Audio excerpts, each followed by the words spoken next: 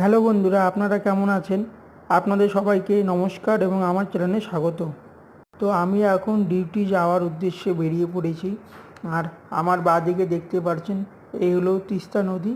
আর তিস্তা নদীর পাশ দিয়ে আমার ডিউটি যাওয়ার রাস্তা, কাঁচা রাস্তা। আর নদীর ধারের রাস্তাগুলো এইভাবেই হয়। তিস্তা নদীর জল খুব তেজে বইছে। তো আমি এখন আমার ডিউটি জায়গায় চলে এলাম। আজ আমার এখানে ডিউটি আছে, তো চলো থাকা যাক। দুপুরের খাবার চলে আসলো। টিফিন বক্সটি খুলে এই কি দেখলাম, এখন দেখিনি, সবে মাত্র খুললাম। এখন আস্তে আস্তে এক একটি বক্স খুলে বের করে দেখা যাক।